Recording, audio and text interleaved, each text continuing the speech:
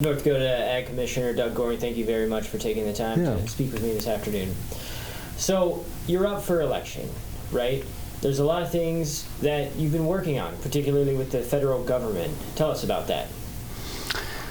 So a couple different things happens in this job.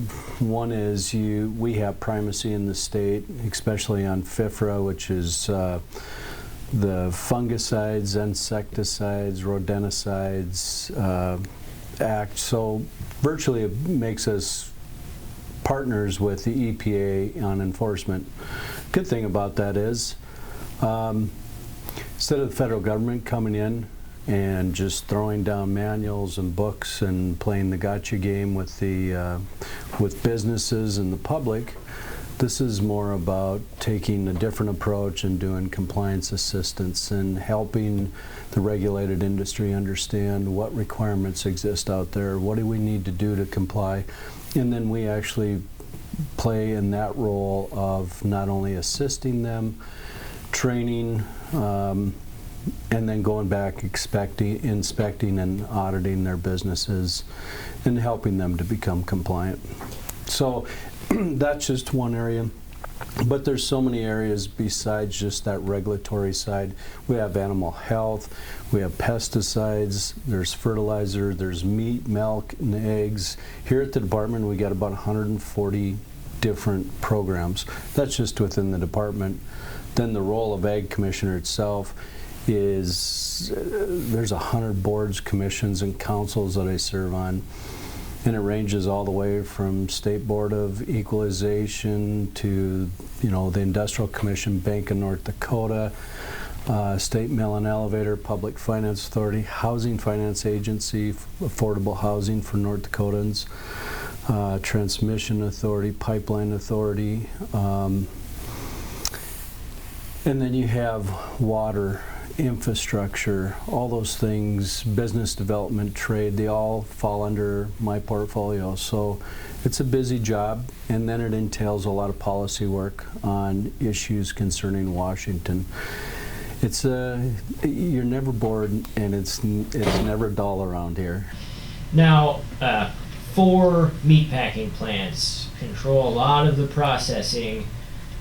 What are you working on to help small to medium-sized meat processing centers here in North Dakota? Yeah, well, great question.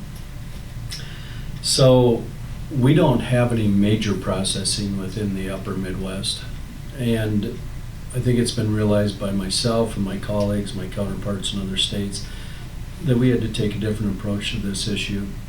So during COVID, actually, we developed a program where we call it the Meat Processing Facilities Grant Program, and we provided some funds to them to help them improve efficiencies, improve capacity, improve delivering product to the showcase or to the consumer. And by doing that, we were actually able to pick up capacity in North Dakota 236% in 14 months. That program, I guess, was so impressive that the federal government actually last year adopted the program and is doing it nationwide. Unfortunately, they put some twist in there. They made it a little more difficult, and although it was geared for a small and mid-sized processors to improve that capacity and efficiencies, they made it so difficult that you have to hire a grant writer for $25,000 to look at getting a grant to purchase some equipment that might be $87,000. So actually it's quite a testament though to North Dakota that we've actually had 4 programs in the last couple of years that have been developed right here by the people of North Dakota with the help of the people of North Dakota that have went nationally. So, whether it's the Charitable Food Organization grant, the Emergency Hay Transportation Program, the Meat Processing Grant Program, the Abandoned Orphan Well Program, what a great testament to the people of North Dakota. We put the brain trust together. You can actually come up with a lot of great common sense approaches to problems that exist out there. You've been quoted as saying you have to constantly battle the federal government. Yeah. Tell me about that. So there's a lot of things we work with the federal government on, but there are areas that when they just do something that's ridiculous, damaging, hindering, harming, hurting others, hurting industry, hurting the economy, we do have to take action. I mean, whether you're talking about WOTUS, which is an infringement on private property rights, and it's government overreach, trying to establish authority into areas that they clearly don't have the authority. They do it by rule or policy versus by law. You have situations where energy independence, which is vitally important to our country, energy security, but to agriculture, which is a big consumer of energy, whether it's on the farm, whether it's in the field, whether it means processing them. And when you think about it, think about agriculture's contribution to the country and to the economy. There was a study that came out in February that said that 29% of the workforce in the United States is supported by agriculture. That's pretty astounding. But when you think about it, it makes sense. All of those products, those services, the parts, supplies, repairs, the equipment, the technology that comes to the farm gate has to start someplace. And there's an energy component to that, whether it's in its manufacturing, turning the lights on, heating homes so people can live, be comfortable, and actually get to work, drive to work. And then there's the supply chain issue, and so with workforce and moving and transporting those products. But after the product is produced, or you just talk about on the farm, you have a great deal of energy that's required to produce food, feed, fiber, and renewable fuel. You have product that leaves the farm gate and it gets processed for food, for industrial use. There's so many different aspects to it. Then there's a huge supply chain issue there. There's an elevation, there's brokers, there's logistics. There's product going into different facilities, and that's all, it's all fueling the economy in Main Street. So in different ways, either the products and goods, services that are received by agriculture, or the products they produce that then go out and add more value to people's lives. So when you look at it from that point of view, when the federal government does things to over-regulate or harm by their actions, and we try to work with them behind the scenes, under the radar, give them every opportunity to save face, make the corrections, and take the credit if they want. I don't care. Just do what's right. They don't. And when they don't, I have the Federal Environmental Law Litigation Review Committee that we take issues to, and the committee decides if we should be funding any litigation or activity. I generally will notify, or I'm working in conjunction with the Attorney General, I'll notify him of the actions of the committee, where they're willing to step up, the types of funds they're willing to make available, and if need be, we will litigate if we have to. But keep in mind, that's kind of counter to our culture here in North Dakota. We're not a very litigious society, but we've also seen how the rest of the world acts, behaves, and responds, and we've had to step up to defend people's rights, defend our state, defend our ability to maintain food security and energy security and economic security, which all leads ultimately to national security and personal security. Now you wear 1,000 different hats as the Ag Commissioner. Your opponent, Fenton Dooley, has been raising awareness about oil and gas, land reclamation. He says that the Department of Agriculture needs to do more. Is there any validity to what he's saying, or what is your response to his call to action?